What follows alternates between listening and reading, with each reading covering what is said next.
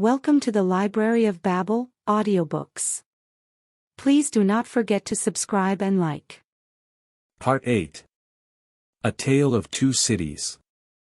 Charles Dickens. Chapter 6. Triumph. The dread tribunal of 5 judges, public prosecutor, and determined jury, sat every day. Their lists went forth every evening, and were read out by the jailers of the various prisons to their prisoners. The standard jailer joke was, "Come out and listen to the evening paper, you inside there." Charles Evermond, called Darnay. So at last began the evening paper at La Force. When a name was called, its owner stepped apart into a spot reserved for those who were announced as being thus fatally recorded. Charles Evermond, called Darnay, had reason to know the usage, he had seen hundreds pass away so. His bloated jailer, who wore spectacles to read with, glanced over them to assure himself that he had taken his place, and went through the list, making a similar short pause at each name. There were 23 names, but only 20 were responded to, for one of the pre-owners so summoned had died in jail and been forgotten, and 2 had already been guillotined and forgotten. The list was read, in the vaulted chamber where Darnay had seen the associated prisoners on the night of his arrival. Every one of those had perished in the massacre, every human creature he had since cared for and parted with, had died on the scaffold. There were hurried words of farewell and kindness, but the parting was soon over. It was the incident of every day, and the Society of La Force were engaged in the preparation of some games of forfeits and a little concert, for that evening. They crowded to the grates and shed tears there, but 20 places in the projected entertainments had to be refilled, and the time was, at best, short to the lock-up hour, when the common rooms and corridors would be delivered over to the great dogs who kept watch there through the night. The prisoners were far from insensible or unfeeling, their ways arose out of the condition of the time. Similarly, though with a subtle difference, a species of fervor or intoxication, known, without doubt, to have led some persons to brave the guillotine unnecessarily, and to die by it, was not mere boastfulness, but a wild infection of the wildly shaken public mind. In seasons of pestilence, some of us will have a secret attraction to the disease, a terrible passing inclination to die of it. And all of us have like wonders hidden in our breasts, only needing circumstances to evoke them. The passage to the conciergerie was short and dark, the night in its vermin-haunted cells was long and cold.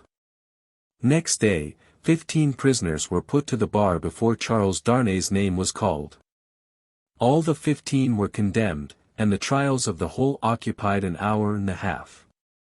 Charles Evermond, called Darnay, was at length arraigned. His judges sat upon the bench in feathered hats, but the rough red cap and tricolored cockade was the headdress otherwise prevailing. Looking at the jury and the turbulent audience, he might have thought that the usual order of things was reversed, and that the felons were trying the honest men. The lowest, cruelest, and worst populace of a city, never without its quantity of low, cruel, and bad, were the direct, spirits of the scene, noisily commenting, applauding, disapproving, anticipating and precipitating the result, without a check. Of the men, the greater part were armed in various ways, of the women, some wore knives, some daggers, some ate and drank as they looked on, many knitted. Among these last, was one, with a spare piece of knitting under her arm as she worked. She was in a front row, by the side of a man whom he had never seen since his arrival at the barrier, but whom he directly remembered as Defarge. He noticed that she once or twice whispered in his ear, and that she seemed to be his wife, but, what he most noticed in the 2 figures was, that although they were posted as close to himself as they could be, they never looked towards him. They seemed to be waiting for something with a dogged determination, and they looked at the jury, but at nothing else. Under the president sat Dr. Manette, in his usual quiet dress. As well as the prisoner could see, he and Mr. Lorry were the only men there, unconnected with the tribunal, who wore their usual clothes, and had not assumed the coarse garb of the Carmagnole.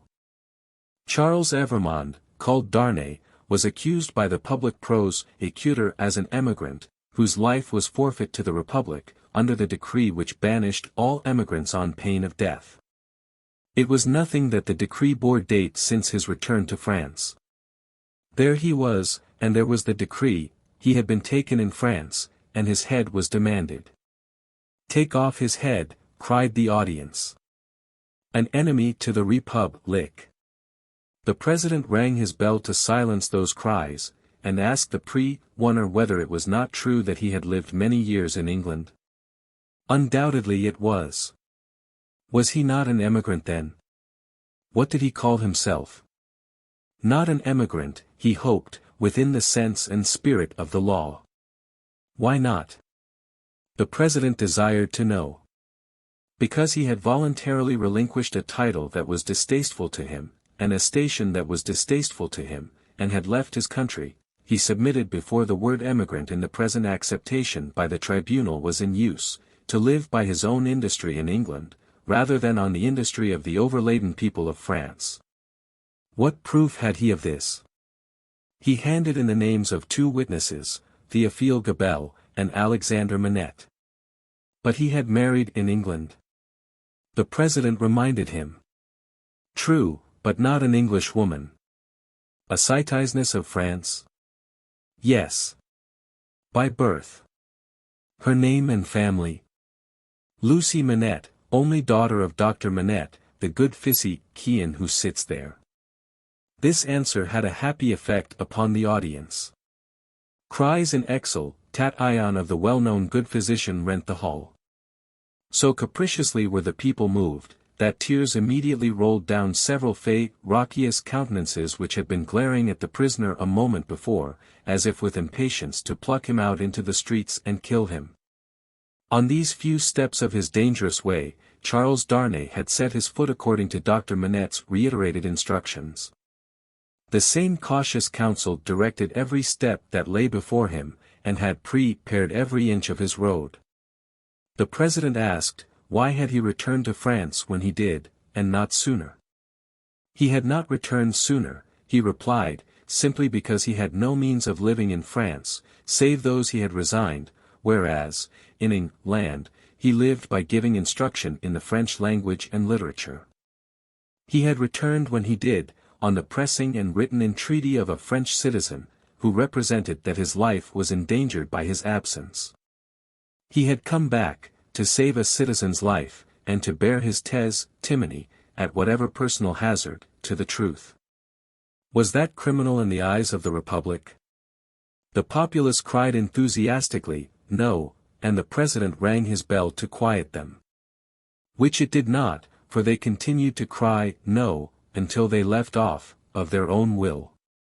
The president required the name of that citizen. The accused explained that the citizen was his first witness.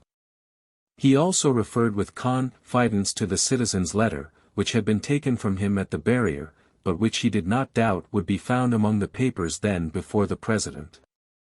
The doctor had taken care that it should be there, had assured him that it would be there, and at this stage of the proceedings it was produced and read. Citizen Gabelle was called to confirm it, and did so. Citizen Gabelle hinted, with infinite delicacy and politeness, that in the pressure of business imposed on the tribunal by the multitude of enemies of the Republic with which it had to deal, he had been slightly overlooked in his prison of the Abbaye, in fact, had rather passed out of the tribunal's patriotic remembrance, until 3 days ago, when he had been summoned before it, and had been set at liberty on the juries declaring themselves satisfied that the accusation against him was an sword, as to himself, by the surrender of the citizen Evremond, called Darnay. Dr. Manette was next questioned.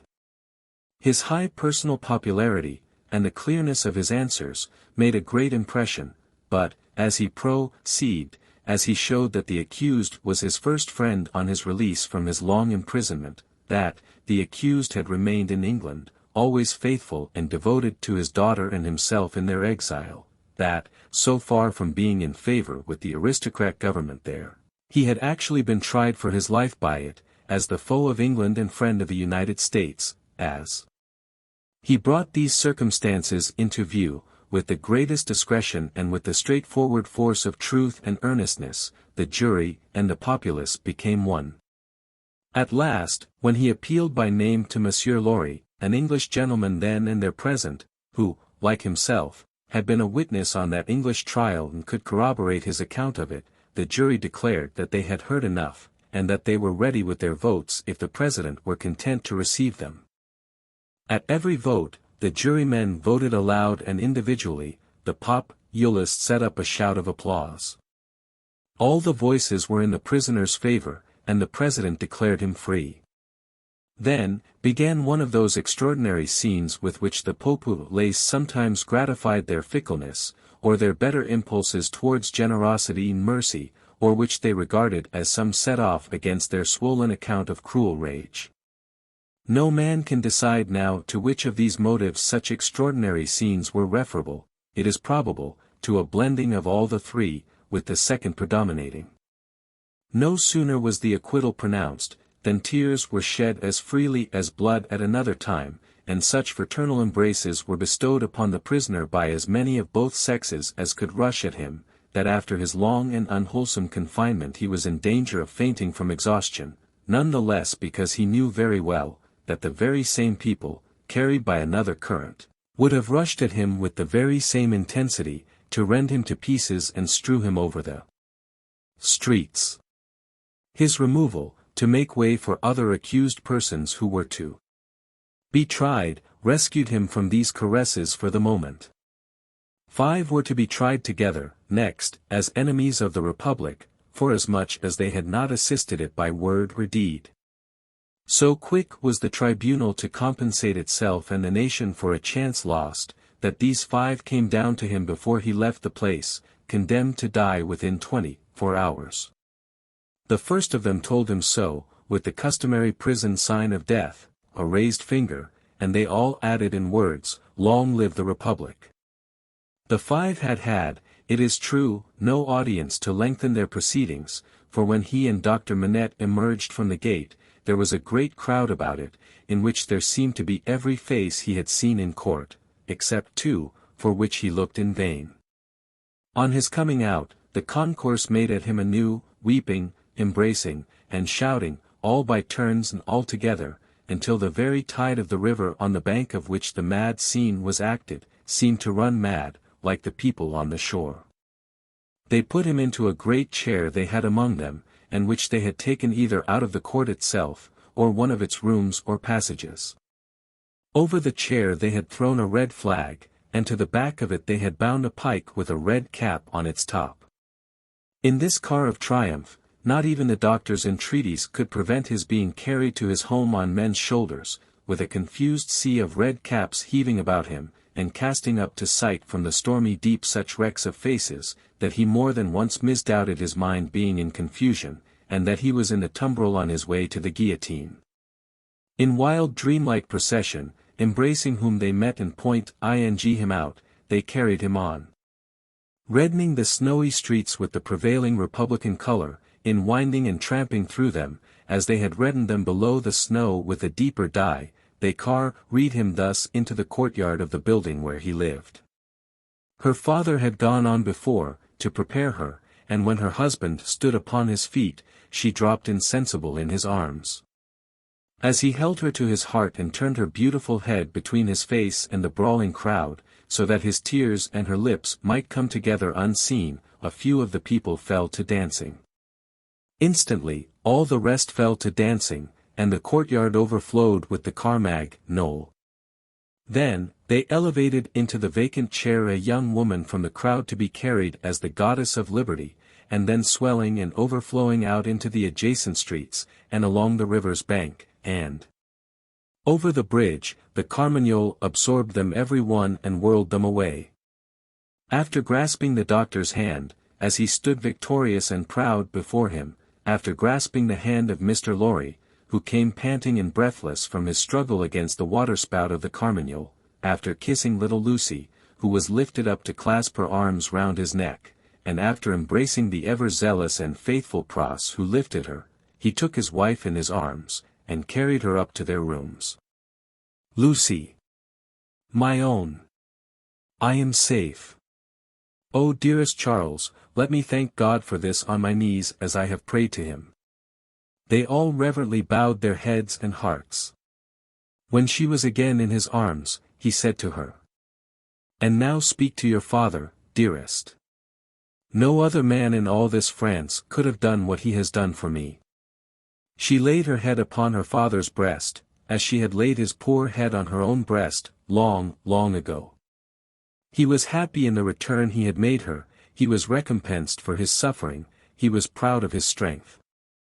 "You must not be weak, my darling," he remonstrated, "don't tremble so. I have saved him." Chapter 7. A knock at the door. I have saved him. It was not another of the dreams in which he had often come back, he was really here. And yet his wife trembled, and a vague but heavy fear was upon her. All the air round was so thick and dark, the people were so passionately revengeful and fitful, the innocent were so constantly put to death on vague suspicion and black malice, it was so impossible to forget that many as blameless as her husband and as dear to others as he was to her, every day shared the fate from which he had been clutched, that her heart could not be as lightened of its load as she felt it ought to be. The shadows of the wintry afternoon were beginning to fall, and even now the dreadful carts were rolling through the streets. Her mind pursued them, looking for him among the condemned, and then she clung closer to his real presence and trembled more. Her father, cheering her, showed a compassionate superiority to this woman's weakness, which was wonderful to see. No garret, no shoe-making, no 105, North Tower, now. He had accomplished the task he had set himself, his promise was redeemed, he had saved Charles. Let them all lean upon him. Their housekeeping was of a very frugal kind, not only because that was the safest way of life, involving the least offense to the people, but because they were not rich, and Charles, throughout his imprisonment, had had to pay heavily for his bad food, and for his guard, and towards the living of the poorer prisoners. Partly on this account, and partly to avoid a domestic spy, they kept no servant. The citizen and citizeness who acted as porters at the courtyard gate, rendered them occasional service, and Jerry, almost wholly transferred to them by Mr. Lorry, had become their daily retainer, and had his bed there every night. It was an ordinance of the Republic, one and indivisible, of liberty, equality, fraternity, or death, that on the door or doorpost of every house, the name of every inmate must be legibly inscribed in letters of a certain size, at a certain convenient height from the ground.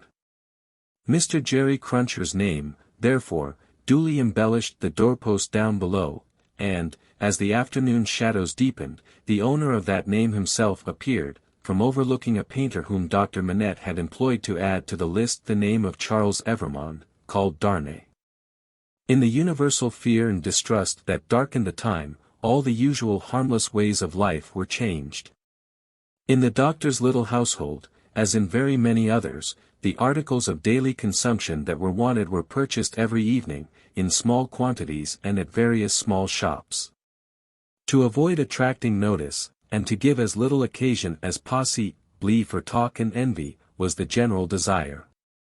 For some months past, Miss Pross and Mr. Cruncher had discharged the office of purveyors, the former carrying the money, the latter, the basket. Every afternoon at about the time when the public lamps were lighted, they fared forth on this duty, and made and brought home such purchases as were needful. Although Miss Pross, through her long association with a French family, might have known as much of their language as of her own, if she had had a mind, she had no mind in that direction, consequently she knew no more of that nonsense, as she was pleased to call it, than Mr. Cruncher did.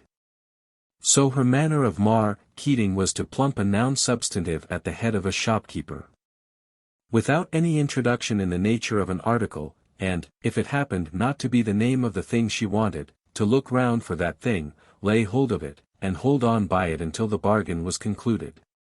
She always made a bargain for it, by holding up, as a statement of its just price, one finger less than the merchant held up, whatever his number might be.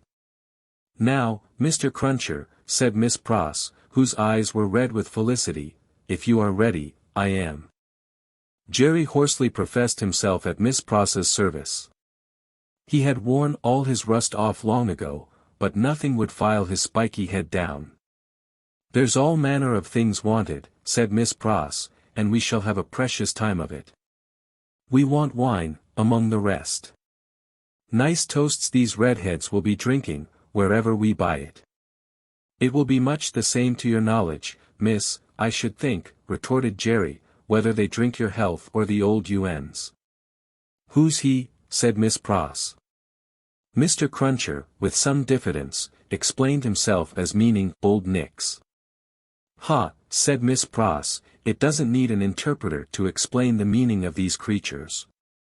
They have but one, and it's midnight murder, and mischief. Hush, dear.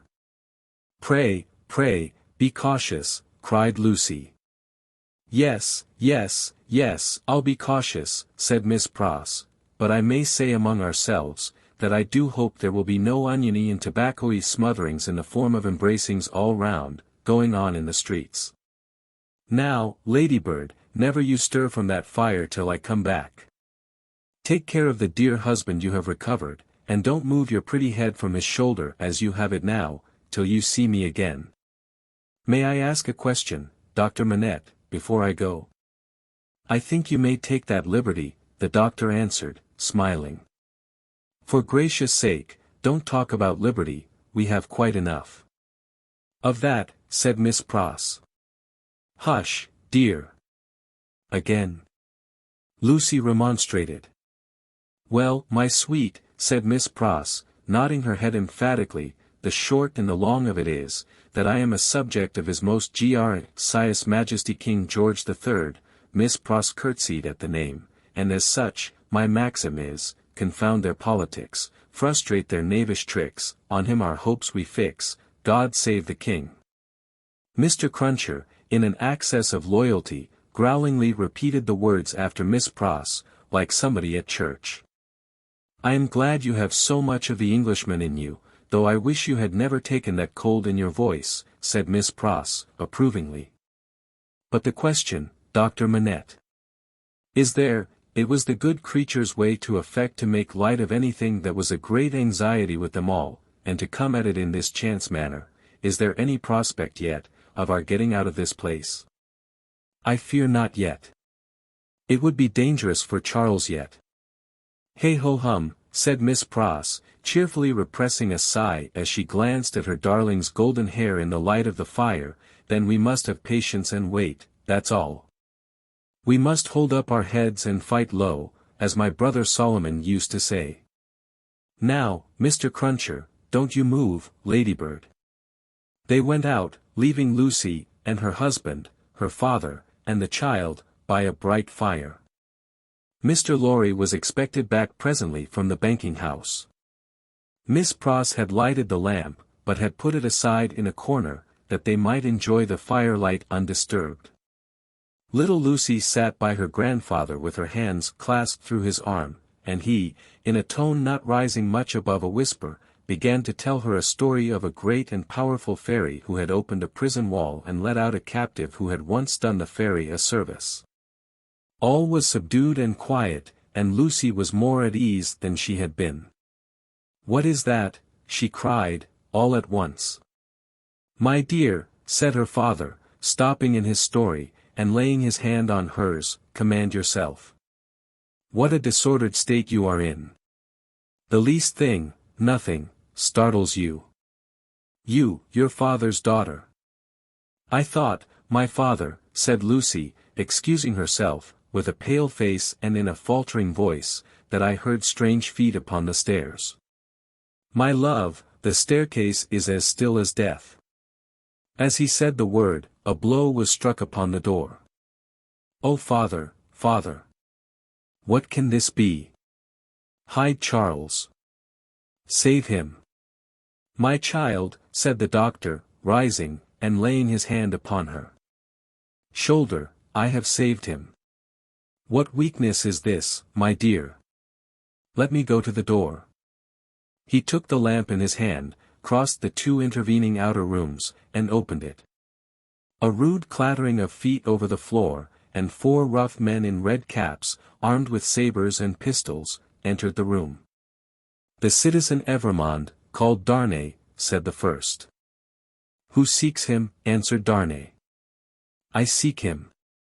"We seek him." "I know you, Evrémonde, I saw you before the tribunal today. You are again the prisoner of the Republic."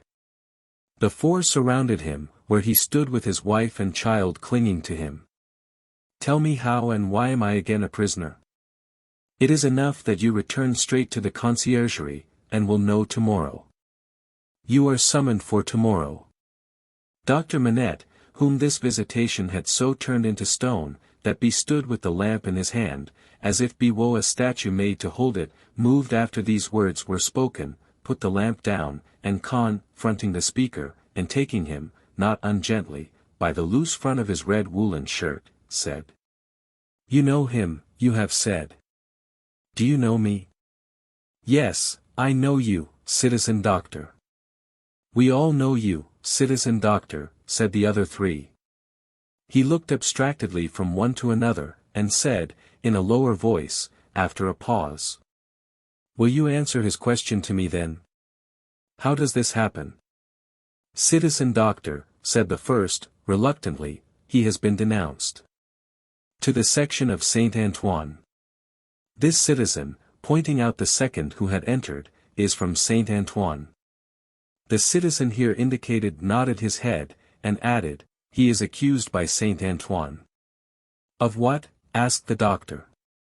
"Citizen doctor," said the first, with his former reluctance, "ask no more. If the Republic demands sacrifices from you, without doubt you as a good patriot will be happy to make them. The Republic goes before all. The people is supreme. Evrémonde, we are pressed." "One word," the doctor entreated. "Will you tell me who denounced him?" "It is against rule," answered the first, "but you can ask him of Saint Antoine here." The doctor turned his eyes upon that man, who moved uneasily on his feet, rubbed his beard a little, and at length said, "Well, truly it is against rule. But he is denounced, and gravely, by the citizen and citizeness Defarge. And by one other." "What other? Do you ask, citizen doctor?" "Yes." "Then," said he of Saint Antoine, with a strange look, "you will be answered tomorrow. Now, I am dumb." Chapter 8. A Hand at Cards. Happily unconscious of the new calamity at home, Miss Pross threaded her way along the narrow streets and crossed the river by the bridge of the Pont Neuf, reckoning in her mind the number of indispensable purchases she had to make.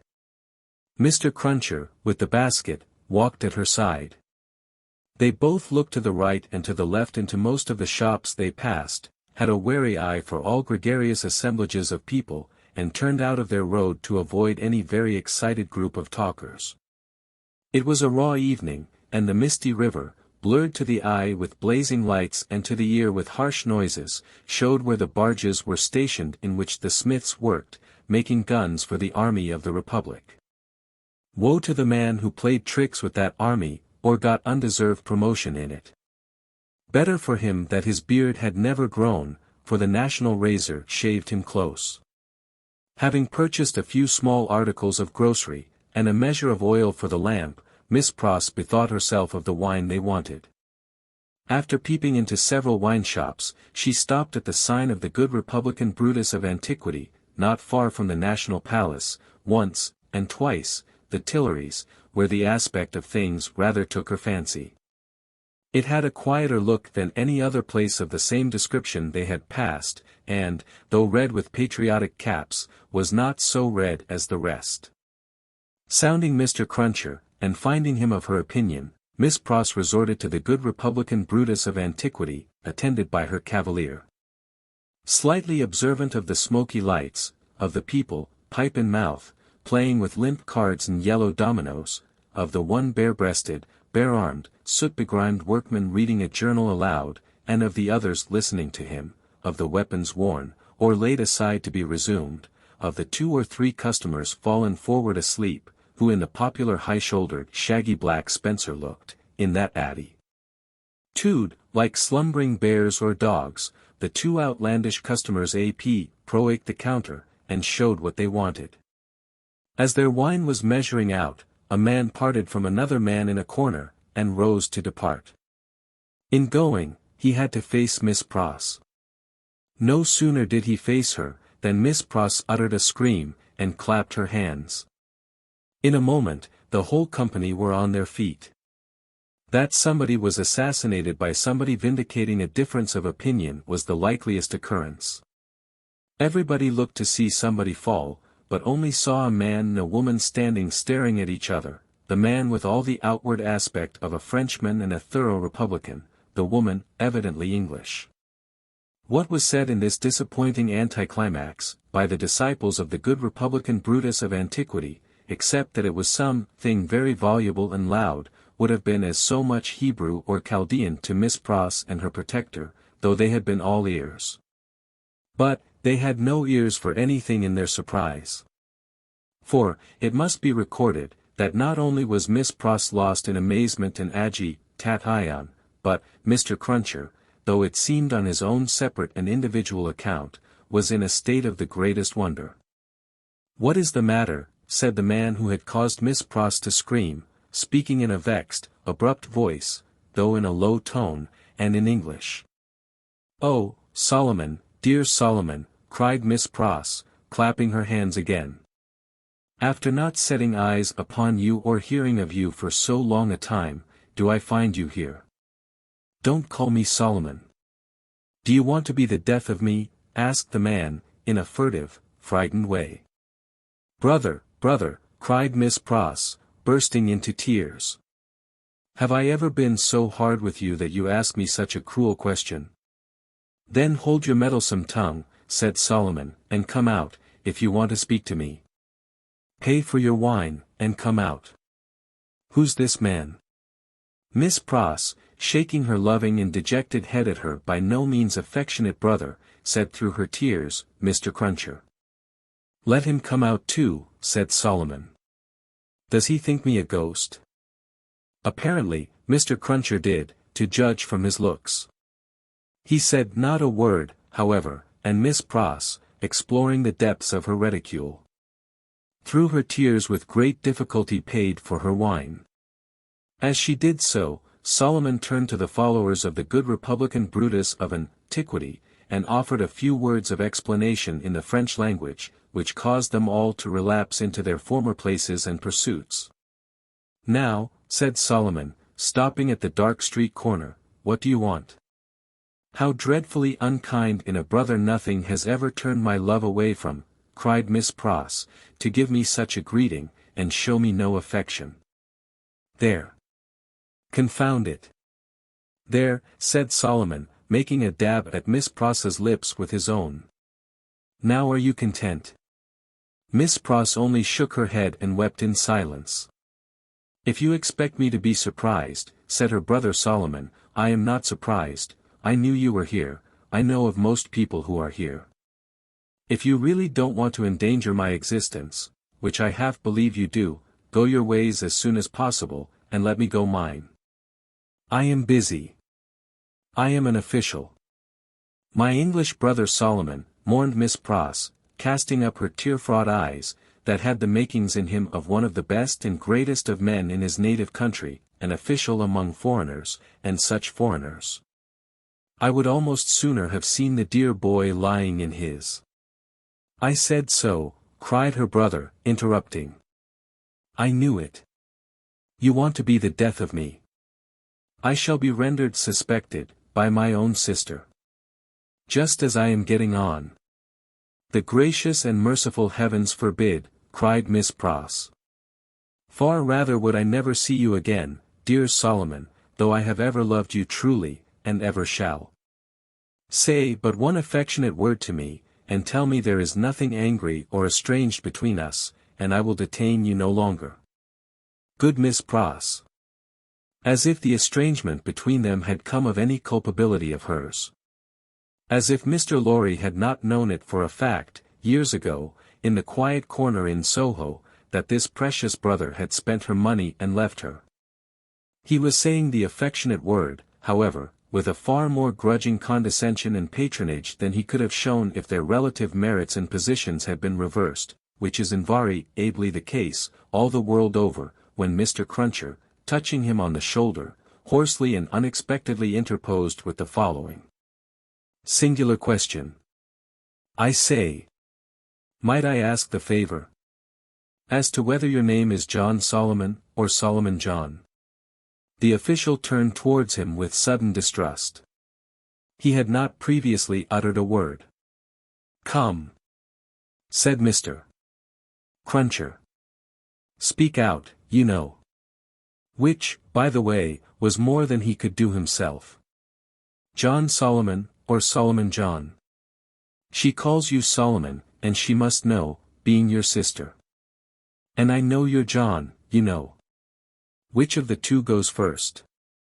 And regarding that name of Pross, likewise. That warn't your name over the water. What do you mean? Well, I don't know all I mean, for I can't call to mind what your name was, over the water. No. No. But I'll swear it was a name of 2 syllables. Indeed? Yes. T'other one's was 1 syllable. I know you. You was a spy, witness at the Bailey. What, in the name of the father of lies, own father to yourself, was you called at that time? Barsad, said another voice, striking in. That's the name for £1,000, cried Jerry. The speaker who struck in, was Sidney Carton.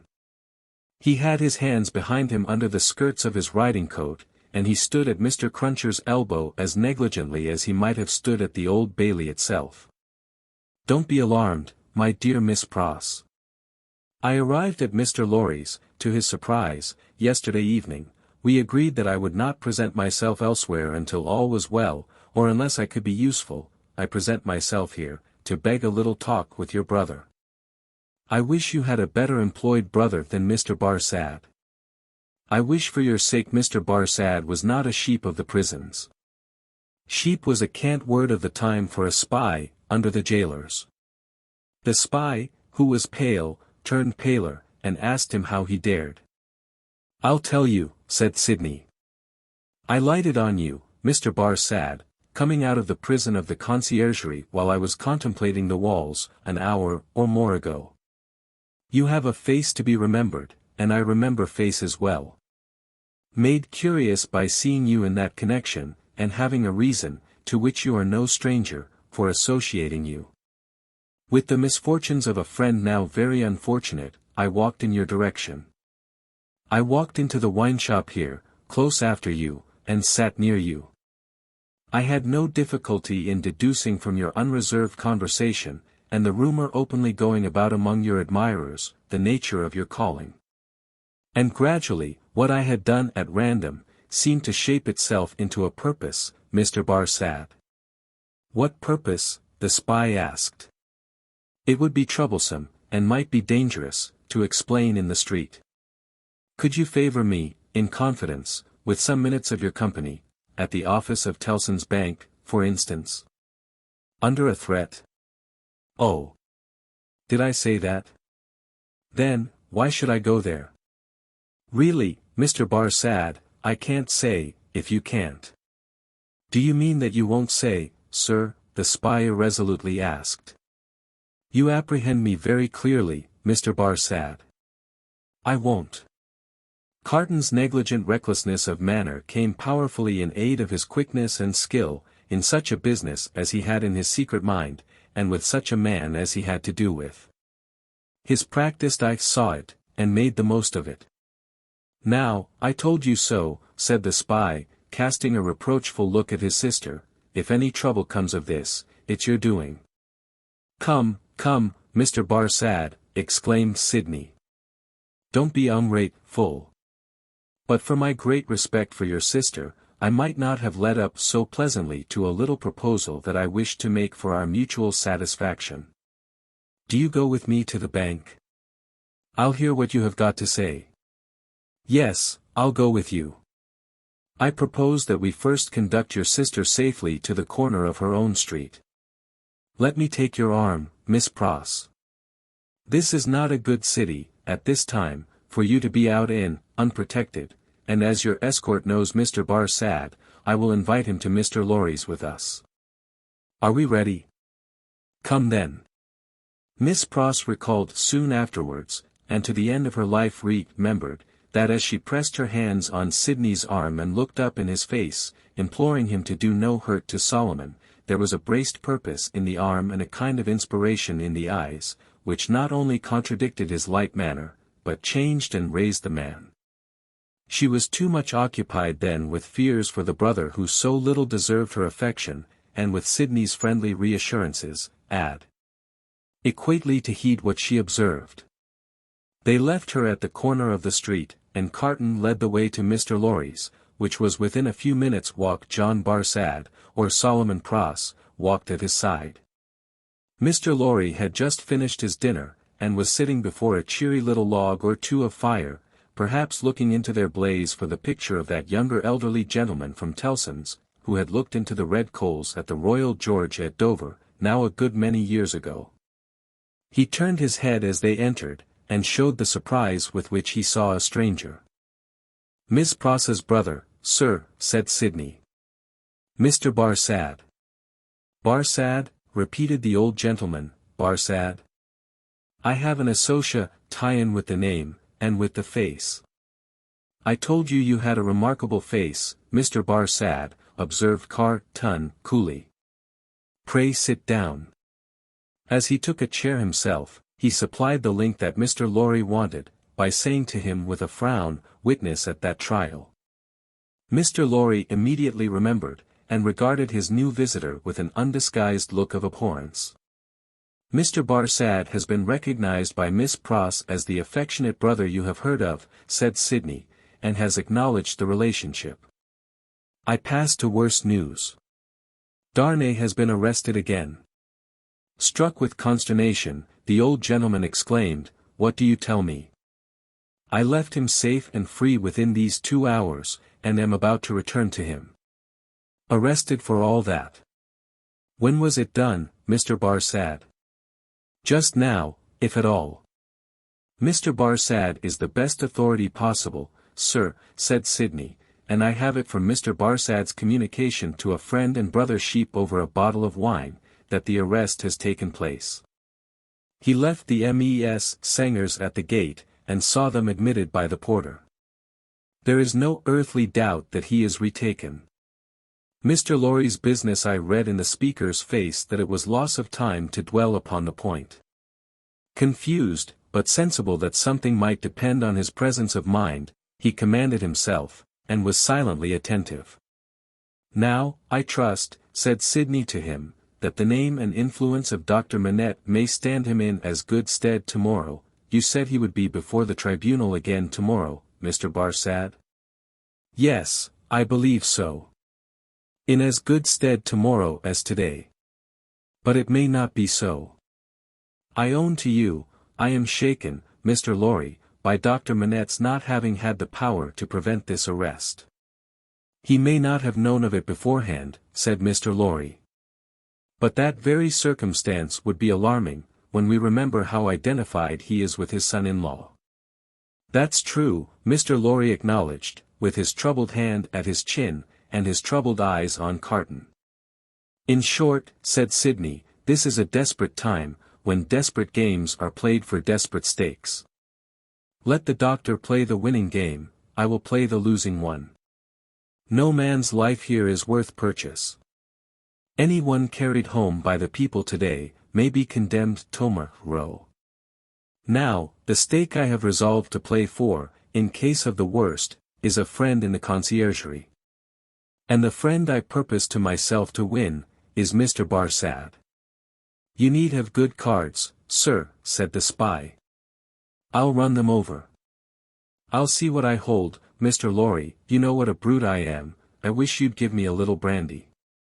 It was put before him, and he drank off a glassful, drank off an other glassful, pushed the bottle thoughtfully away. Mr. Barsad, he went on, in the tone of one who really was look ing over a hand at cards, sheep of the prisons, emissary of Republican committees, now turnkey, now prisoner, always spy and secret informer, so much the more valuable here for being English that an Englishman is less open to suspicion of subornation in those characters than a French man represents himself to his employers under a false name. That's a very good card. Mr. Barsad, now in the employ of the Republican French government, was formerly in the employ of the aristocratic English government, the enemy of France and freedom. That's an excellent card. Inference clear as day in this region of suspicion, that Mr. Barsad, still in the pay of the aristocratic English government, is the spy of Pitt, the treacherous foe of the Republic crouching in its bosom, the English traitor and agent of all mischief so much spoken of and so difficult to find. That's a card not to be beaten. Have you followed my hand, Mr. Barsad? Not to understand your play, returned the spy, somewhat uneasily. I play my ace, denunciation of Mr. Barsad to the nearest section. Committee. Look over your hand, Mr. Barsad, and see what you have. Don't hurry. He drew the bottle near, poured out another glassful of brandy, and drank it off. He saw that the spy was fearful of his drinking himself into a fit state for the immediate denunciation of him. Seeing it, he poured out and drank another glassful. Look over your hand carefully, Mr. Barsad. Take time. It was a poorer hand than he suspected. Mr. Barsad saw losing cards in it that Sidney Carton knew nothing of. Thrown out of his honorable employment in England, through too much unsuccessful hard swearing there, not because he was not wanted there, our English REA sons for vaunting our superiority to secrecy and spies are of very modern date. He knew that he had crossed the Channel, and accepted service in France, first, as a tempter and an eavesdropper among his own countrymen there, gradually, as a tempter and an eavesdropper among the natives. He knew that under the overthrown government he had been a spy upon Saint Antoine Defarge's wine shop, had received from the watchful police such heads of information concerning Dr. Manette's imprisonment, release, and history, as should serve him for an introduction to familiar conversation with the Defarges, and tried them on Madame Defarge, and had broken down with them signally. He always remembered with fear and trembling, that terrible woman had knit Ted when he talked with her, and had looked ominously at him as her fingers moved. He had since seen her, in the section of Saint Antoine, over and over again produce her knitted registers, and denounce people whose lives the guillotine then surely swallowed up. He knew, as every one employed as he was did, that he was never safe, that flight was impossible, that he was tied fast under the shadow of the axe, and that in spite of his utmost tergiversation and treachery in furtherance of the reigning terror, a word might bring it down upon him. Once denounced, and on such grave grounds as had just now been suggested to his mind, he foresaw that the dreadful woman of whose unrelenting character he had seen many proofs, would produce against him that fatal register, and would quash his last chance of life. Besides that all secret men are men soon terrified, here were surely cards enough of one black suit, to justify the holder in growing rather livid as he turned them over. You scarcely seem to like your hand, said Sidney, with the greatest composure. Do you play? I think, sir, said the spy, in the meanest manner, as he turned to Mr. Lorry, I may appeal to a gentleman of your years and benevolence, to put it to this other gentleman, so much your junior, whether he can under any circumstances reconcile it to his station to play that ace of which he has spoken. I admit that I am a spy, and that it is considered a discreditable station, though it must be filled by somebody, but this gentleman is no spy, and why should he so demean himself as to make himself one?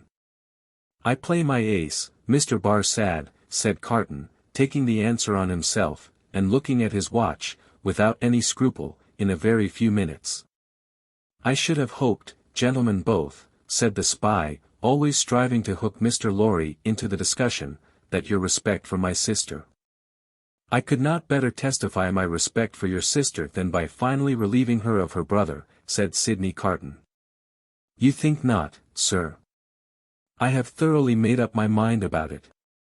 The smooth manner of the spy, curiously in dissonance with his tentatiously rough dress, and probably with his usual demeanor, received such a check from the inscrutability of Carton, who was a mice Terry to wiser and honester men than he, that it faltered here and failed him.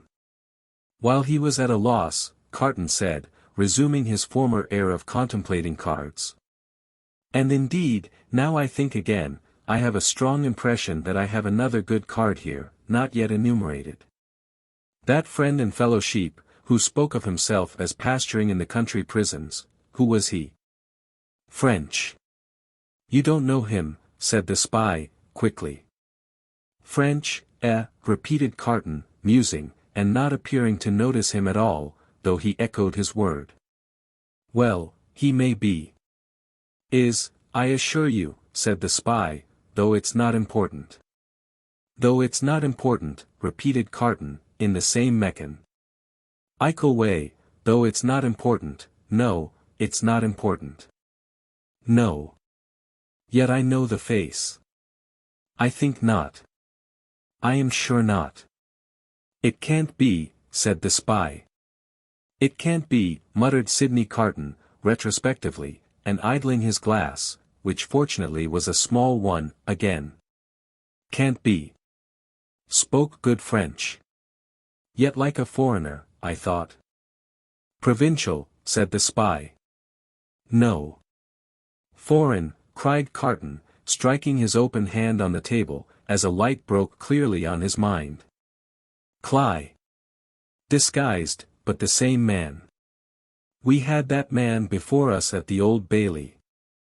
Now, there you are hasty, sir, said Barsad, with a smile that gave his aquiline nose an extra inclination to one side, there you really give me an advantage over you. Cly, who I will unreservedly admit, at this distance of time, was a partner of mine, has been dead several years. I attended him in his last illness. He was buried in London, at the church of St. Pancras in the Fields. His unpopularity with the blackguard multitude at the moment prevented my following his remains, but I helped to lay him in his coffin. Here, Mr. Lorry became aware, from where he sat, of a most remarkable goblin shadow on the wall. Tracing it to its source, he discovered it to be caused by a sudden extraordinary rising and stiffening of all the risen and stiff hair on Mr. Cruncher's head. Let us be reasonable, said the spy, and let us be fair. To show you how mistaken you are, and what an unfounded assumption yours is, I will lay before you a certificate of Cly's burial, which I happen to have carried in my pocket-book. With a hurried hand he produced and opened it, ever since. There it is. Oh, look at it, look at it. You may take it in your hand, it's no forgery. Here, Mr. Lorry perceived the reflection on the wall to elongate, and Mr. Cruncher rose and stepped forward. His hair could not have been more violently on end, if it had been that moment dressed by the cow with the crumpled horn in the house that Jack built. Unseen by the spy, Mr. Cruncher stood at his side, and touched him on the shoulder like a ghostly bailiff. That there Roger Cly, master, said Mr. Cruncher, with a taciturn and iron-bound visage. So you put him in his coffin? I did. Who took him out of it? Barsad leaned back in his chair, and stammered, What do you mean? I mean, said Mr. Cruncher, that he warn't never in it. No. Not he. I'll have my head took off, if he was ever in it. The spy looked round at the two gentlemen, they both looked in unspeakable astonishment at Jerry. I tell you, said Jerry, that you buried paving stones and earth in that there coffin. Don't go and tell me that you buried Cly. It was a take. In. Me and two more knows it. How do you know it? What's that to you? Ecod, growled Mr. Cruncher, it's you I have got a old grudge again, is it, with your shameful impositions upon tradesmen. I'd catch hold of your throat and choke you for half a guinea. Sidney Carton, who, with Mr. Lorry, had been lost in amazement at this turn of the business, here requested Mr. Cruncher to moderate and explain himself. At another time, sir, he returned, evasively, the present time is ill-convenient for explainin'.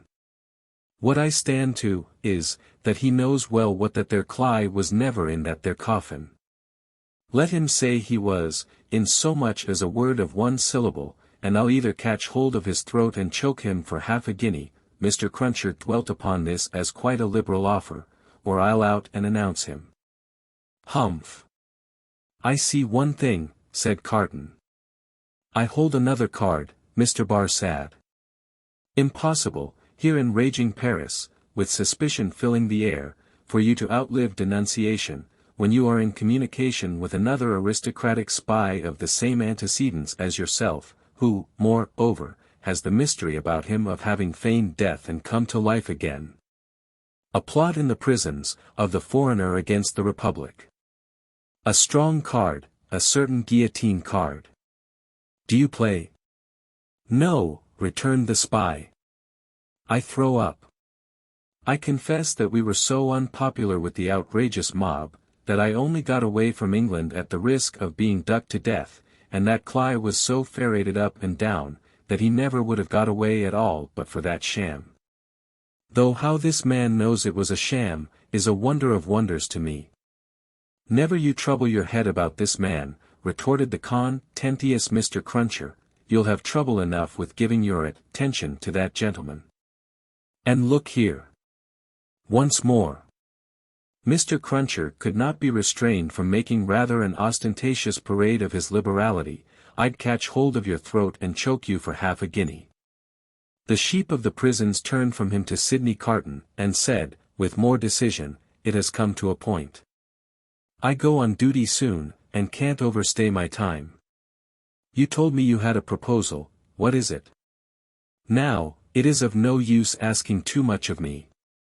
Ask me to do anything in my office, putting my head in great extra danger, and I had better trust my life to the chances of a refusal than the chances of consent. In short, I should make that choice. You talk of desperation. We are all desperate here. Remember. I may denounce you if I think proper, and I can swear my way through stone walls, and so can others. Now, what do you want with me? Not very much. You are a turnkey at the conciergerie. I tell you once for all, there is no such thing as an escape possible, said the spy, firmly. Why need you tell me what I have not asked? You are a turnkey at the conciergerie. I am sometimes. You can be when you choose. I can pass in and out when I choose. Sidney Carton filled another glass with brandy, poured it slowly out upon the hearth, and watched it as it dropped. It being all spent, he said, rising. So far, we have spoken before these two, because it was as well that the merits of the cards should not rest solely between you and me. Come into the dark room here, and let us have one final word alone. Chapter 9. The Game Made. While Sidney Carton and the sheep of the prisons were in the adjoining dark room, speaking so low that not a sound was heard, Mr. Lorry looked at Jerry in considerable doubt and mistrust. That honest tradesman's manner of receiving the look did not inspire confidence. He changed the leg on which he rested, as often as if he had 50 of those limbs, and were trying them all. He examined his fingernails with a very questionable closeness of attention, and whenever Mr. Lorry's eye caught his, he was taken with that peculiar kind of short cough ing the hollow of a hand before it, which is seldom, if ever, known to be an infirmity attendant on perfect openness of character. Jerry, said Mr. Lorry. Come here. Mr. Cruncher came forward sideways, with one of his shoulders in advance of him. What have you been, besides a messenger? After some cogitation, accompanied with an intent look at his patron, Mr. Cruncher conceived the luminous idea of replying, adjectival character. My mind misgives me much, said Mr. Lorry, angrily shaking a forefinger at him, that you have used the respectable and great house of Tellson's as a blind, and that you have had an unlawful occupation of an infamous description. If you have, don't expect me to befriend you when you get back to England. If you have, don't expect me to keep your secret. Tellson's shall not be imposed upon. I hope, sir, pleaded the abashed Mr. Cruncher, that a gentleman like yourself what I've had the honour of odd jobbing till I'm grey at it, would think twice about harming of me, even if it was so, I don't say it is, but even if it was.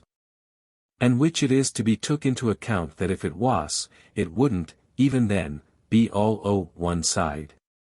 There'd be two sides to it. There might be medical doctors at the present hour, picking up their guineas where a honest tradesman don't pick up his fardens. No, nor yet his half-fardens. No, nor yet his quarter, banking away like smoke at Tellson's, and cocking their medical eyes at that tradesman on the sly, going in and going out to their own carriages, equally like smoke, if not more so. Well, that you'd be imposing, too, on Tellson's. For you cannot sarse the goose and not the gander. And here's Mrs. Cruncher, or leastways was in the old England times, and would be tomorrow, if cause given, a flop pin again the business to that degree as is ruinating, stark ruinating. Whereas the medical doctors' wives don't flop, catch 'em at it. Or, if they flop, their toppings goes in favour of more patients, and how can you rightly have one without t'other? Then, what with undertakers, and what with parish clerks, and what with sextons, and what with private watchmen, all avaricious and all in it, a man wouldn't get much by it, even if it was so. And what little a man did get, would never prosper with him, Mr. Lorry. He'd never have no good of it, he'd want all along to be out of the line, if he could see his way out, being once in, even if it was so. Ugh, cried Mr. Lorry, rather relenting, nevertheless, I am shocked at the sight of you. Now, what I would humbly offer to you, sir, pursued Mr. Cruncher, even if it was so, which I don't say it is, don't prevaricate, said Mr. Lorry. No, I will not, sir, returned Mr. Crunches as if nothing were fur. They're from his thoughts or practice, which I don't say it is, what I would humbly offer to you, sir, would be this. Upon that there stool, at that there bar, sets that there boy of mine, brought up and growed up to be a man, what will errand you, message you, general light job you, till your heels is where your head is, if such should be your wishes. If it was so, which I still don't say it is, for I will not prevaricate to you, sir, let that there boy keep his father's place, and take care of his mother, don't blow upon that boy's father, do not do it, sir, and let that father go into the line of the reg'lar diggin', and make amends for what he would have undug, if it was so by diggin' of 'em in with a will, and with conwictions respectin', the future keepin' of 'em safe. That, Mr. Lorry, said Mr. Cruncher, wiping his forehead with his arm, as an announcement that he had arrived at the peroration of his discourse, is what I would respectfully offer to you, sir. A man don't see all this here a-goin' on dreadful round him, in the way of subjects without heads, dear me, plentiful enough fur to bring the price down to porterage and hardly that, without havin' his serious thoughts of things. And these here would be mine, if it was so, entreatin' of you fur to bear in mind that what I said just now, I up and said in the good cause when I might have kept it back. That at least is true, said Mr. Lorry. Say no more now. It may be that I shall yet stand your friend, if you deserve it, and repent in action, not in words. I want no more words. Mr. Cruncher knuckled his forehead, as Sidney Carton and the spy returned from the dark room. Adieu, Mr. Barsad, said the former, our arrangement thus made, you have nothing to fear from me. He sat down in a chair on the hearth, over against Mr. Lorry. When they were alone, Mr. Lorry asked him what he had done. Not much. If it should go ill with the prisoner, I have insured access to him, once. Mr. Lorry's countenance fell. It is all I could do, said Carton. To propose too much, would be to put this man's head under the axe, and, as he himself said, nothing worse could happen to him if he were denounced. It was obviously the weakness of the position. There is no help for it. But access to him, said Mr. Lorry, if it should go ill before the tribunal, will not save him. I never said it would. Mr. Lorry's eyes gradually sought the fire, his sympathy with his darling, and the heavy disappointment of his second arrest, gradually weakened them. He was an old man now, overborne with anxiety of late, and his tears fell. You are a good man and a true friend, said Carton, in an altered voice. Forgive me if I notice that you are affected. I could not see my father weep, and sit by, careless. And I could not respect your sorrow more, if you were my father. You are free from that misfortune, however. Though he said the last words, with a slip into his usual manner, there was a true feeling and respect both in his tone and in his touch, that Mr. Lorry, who had never seen the better side of him, was wholly unprepared for. He gave him his hand, and Carton gently pressed it. To return to poor Darnay, said Carton. Don't tell her of this interview, or this arrangement. It would not enable her to go to see him. She might think it was contrived, in case of the worse, to convey to him the means of anticipating the sentence. Mr. Lorry had not thought of that, and he looked quickly at Carton to see if it were in his mind. It seemed to be. He returned the look, and evidently understood it. She might think 1,000 things, Carton said, and any of them would only add to her trouble. Don't speak of me to her. As I said to you when I first came, I had better not see her. I can put my hand out, to do any little helpful work for her that my hand can find to do, without that. You are going to her, I hope. She must be very desolate tonight. I am going now, directly. I am glad of that. She has such a strong attachment to you and reliance on you. How does she look? Anxious and unhappy, but very beautiful. Ah! It was a long, grieving sound, like a sigh, almost like a sob. It attracted Mr. Lorry's eyes to Carton's face, which was turned to the fire. A light, or a shade, the old gentleman could not have said which, passed from it as swiftly as a change will sweep over a hillside on a wild bright day, and he lifted his foot to put back one of the little flam-ing logs, which was tumbling forward. He wore the white riding coat and top boots, then in vogue, and the light of the fire touching their light surfaces made him look very pale, with his long brown hair, all untrimmed, hanging loose about him. His indifference to fire was sufficiently remarkable to elicit a word of remonstrance from Mr. Lorry.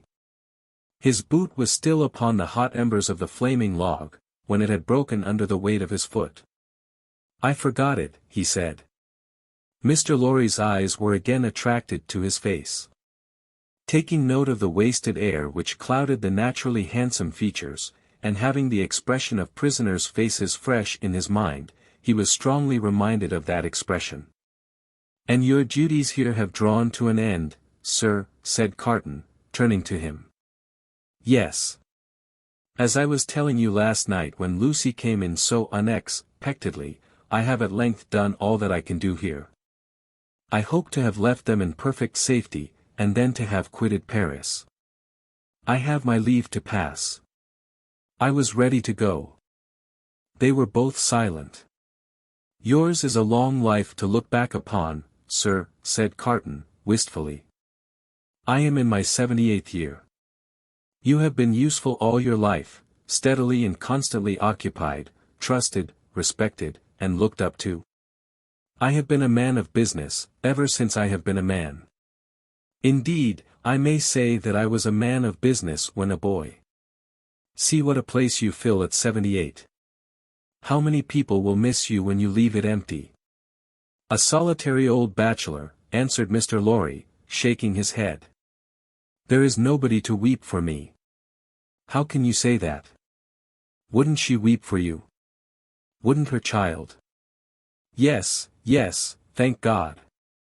I didn't quite mean what I said. It is a thing to thank God for, is it not? Surely, surely.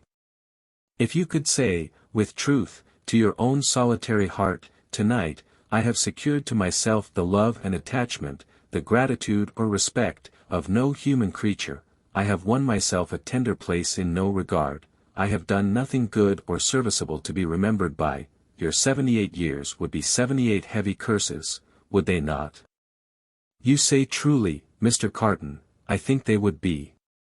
Sidney turned his eyes again upon the fire, and, after a silence of a few moments, said, I should like to ask you, does your childhood seem far off? Do. The days when you sat at your mother's knee, seem days of very long ago? Responding to his softened manner, Mr. Lorry answered. 20 years back, yes, at this time of my life, no. For, as I draw closer and closer to the end, I travel in the circle, nearer and nearer to the beginning. It seems to be one of the kind smoothings and preparings of the way. My heart is touched now, by many remembrances that had long fallen asleep, of my pretty young mother, and I so old, and by many associations of the days when what we call the world was not so real with me, and my faults were not confirmed in me. I understand the feeling, exclaimed Carton, with a bright flush. And you are the better for it? I hope so. Carton terminated the conversation here, by rising to help him on with his outer coat, but you, said Mr. Lorry, reverting to the theme, you are young. Yes, said Carton. I am not old, but my young way was never the way to age. Enough of me. And of me, I am sure, said Mr. Lorry. Are you going out? I'll walk with you to her gate. You know my vagabond and restless habits. If I should prowl about the streets a long time, don't be uneasy, I shall reappear in the morning. You go to the court tomorrow? Yes, unhappily. I shall be there, but only as one of the crowd. My spy will find a place for me.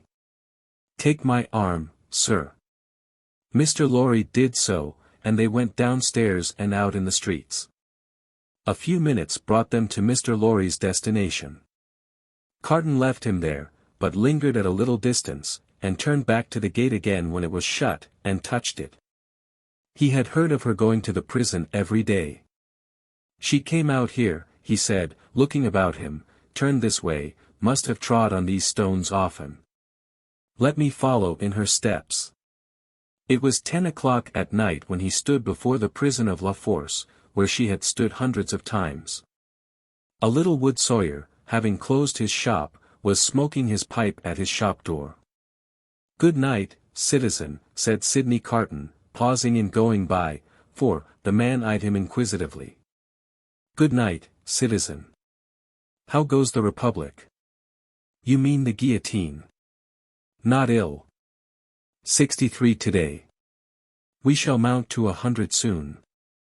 Samson and his men complain sometimes, of being exhausted. Ha, ha, ha. He is so droll, that Samson. Such a barber. Do you often go to see him? Shave. Always. Every day. What a barber. You have seen him at work? Never. Go and see him when he has a good batch. Figure this to yourself, citizen, he shaved the 63 today, in less than 2 pipes. Less than 2 pipes. Word of honor.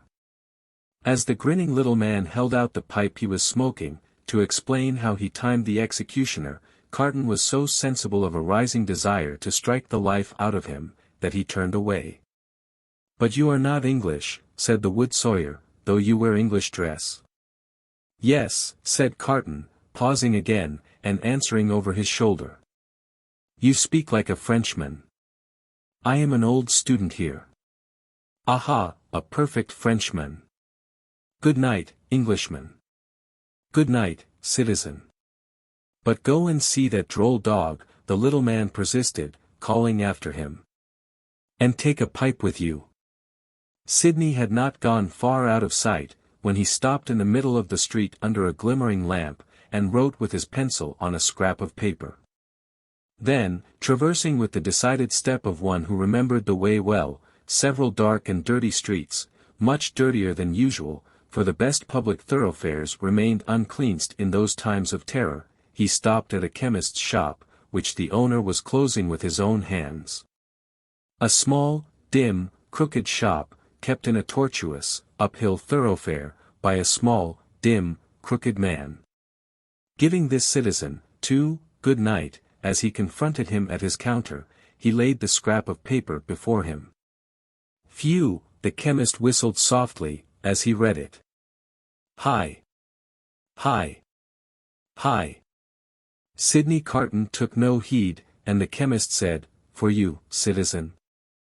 "For me." "You will be careful to keep them separate, citizen. You know the consequences of mixing them?" "Perfectly." Certain small packets were made and given to him.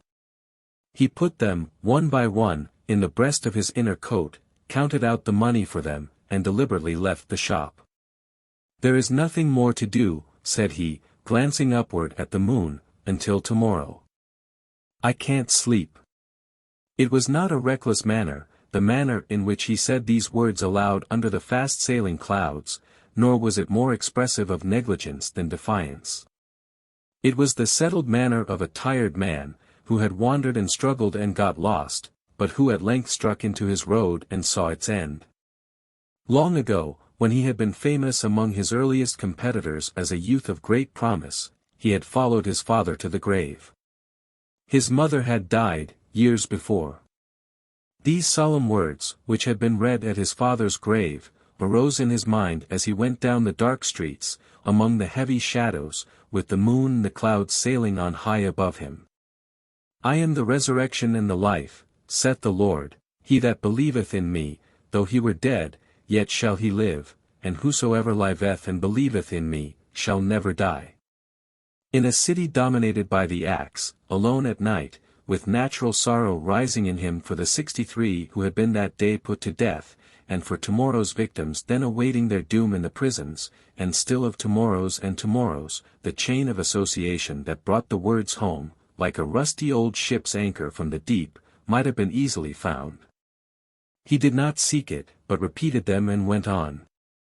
With a solemn interest in the lighted windows where the people were going to rest, forgetful through a few calm hours of the horrors surrounding them, in the towers of the churches, where no prayers were said, for the popular revulsion had even travelled that length of self-destruction from years of priestly impostors, plunderers, and profligates, in the distant burial places, reserved, as they wrote upon the gates, for eternal sleep, in the abounding jails, and in the streets along which the 60s rolled to a death which had become so common and material, that no sorrowful story of a haunting spirit ever arose among the people out of all the working of the guillotine, with a solemn interest in the whole life and death of the city settling down to its short nightly pause in fury.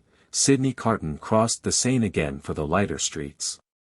Few coaches were abroad, for riders in coaches were liable to be suspected, and gentility hid its head in red nightcaps, and put on heavy shoes, and trudged. But the theatres were all well filled, and the people poured cheerfully out as he passed, and went chatting home. At one of the theatre doors, there was a little girl with a mother, looking for a way across the street through the mud. He carried the child over, and before the timid arm was loosed from his neck asked her for a kiss. "I am the resurrection and the life, saith the Lord, he that believeth in me, though he were dead, yet shall he live, and whosoever liveth and believeth in me, shall never die." Now, that the streets were quiet, and the night wore on, the words were in the echoes of his feet, and were in the air. Perfectly calm and steady, he sometimes repeated them to himself as he walked, but he heard them always. The night wore out, and, as he stood upon the bridge listening to the water as it splashed the river walls of the island of Paris, where the picturesque confusion of houses and cathedral shone bright in the light of the moon, the day came coldly, looking like a dead face out of the sky. Then, the night, with the moon and the stars, turned pale and died, and for a little while it seemed as if creation were delivered over to death's dominion. But, the glorious sun, rising, seemed to strike those words, that burden of the night, straight and warm to his heart in its long bright rays. And looking along them, with reverently shaded eyes, a bridge of light appeared to span the air between him and the sun, while the river sparkled under it. The strong tide, so swift, so deep, and certain, was like a congenial friend, in the morning stillness. He walked by the stream, far from the houses, and in the light and warmth of the sun fell asleep on the bank. When he awoke and was afoot again, he lingered there yet a little longer, watching an eddy that turned and turned purposeless, until the stream absorbed it and carried it on to the sea like me. A trading boat, with a sail of the softened color of a dead leaf, then glided into his view, floated by him, and died away. As its silent track in the water disappeared, the prayer that had broken up out of his heart for a merciful consideration of all his poor blindnesses and errors, ended in the words, "I am the resurrection and the life." Mr. Lorry was already out when he got back, and it was easy to surmise where the good old man was gone. Sidney Carton drank nothing but a little coffee, ate some bread, and, having washed and changed to refresh himself, went out to the place of trial. The court was all astir and abuzz, when the black sheep, whom many fell away from in dread, pressed him into an obscure corner among the crowd. Mr. Lorry was there, and Dr. Manette was there. She was there, sitting beside her father. When her husband was brought in, she turned a look upon him, so sustaining, so encouraging, so full of admiring love and pitying tenderness, yet so courageous for his sake, that it called the healthy blood into his face, brightened his glance, and animated his heart. If there had been any eyes to notice the influence of her look, on Sidney Carton, it would have been seen to be the same influence exactly. Before that unjust tribunal, there was little or no order of procedure, ensuring to any accused person any reasonable hearing. There could have been no such revolution, if all laws, forms, and ceremonies, had not first been so monstrously abused, that the suicidal vengeance of the revolution was to scatter them all to the winds. Every eye was turned to the jury. The same determined patriots and good republicans as yesterday and the day before, and tomorrow and the day after. Eager and prominent among them, one man with a craving face, and his fingers perpetually hovering about his lips, whose appearance gave great satisfaction to the spectators. A life-thirsting, cannibal-looking, bloody-minded juryman, the Jacques III of Saint-Antoine. The whole jury, as a jury of dogs empaneled to try the deer. Every eye then turned to the 5 judges and the public prosecutor. No favorable leaning in that quarter today. A fell, uncompromising, murderous business meaning there. Every eye then sought some other eye in the crowd, and gleamed at it approvingly, and heads nodded at one another, before bending forward with a strained attention. Charles Evrémonde, called Darnay. Released yesterday. Reaccused and retaken yesterday. Indictment delivered to him last night. Suspected and denounced enemy of the Republic, aristocrat, one of a family of tyrants, one of a race proscribed, for that they had used their abolished privileges to the infamous oppression of the people. Charles Evrémonde, called Darnay, in right of such proscription, absolutely dead in law. To this effect, in as few or fewer words, the public prosecutor. The President asked, was the accused openly denounced or secretly? Openly, President. By whom? 3 voices. Ernest Defarge, wine vendor of Saint-Antoine. Good. Therese Defarge, his wife.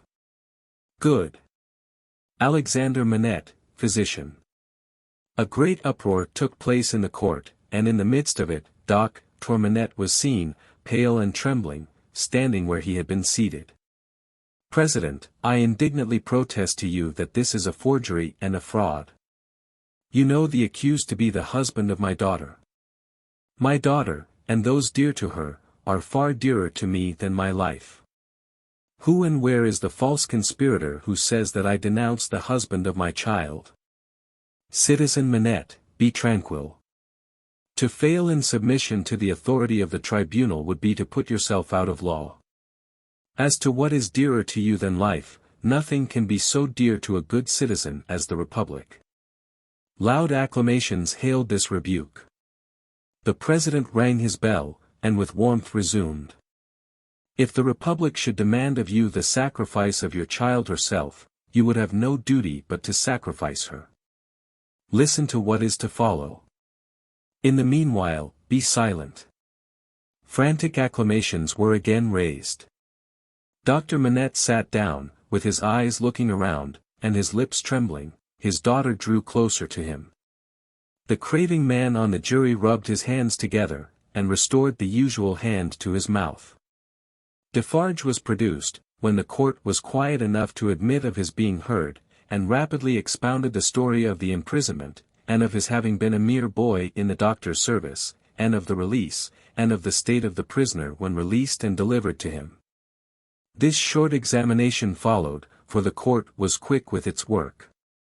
You did good service at the taking of the Bastille, citizen. I believe so.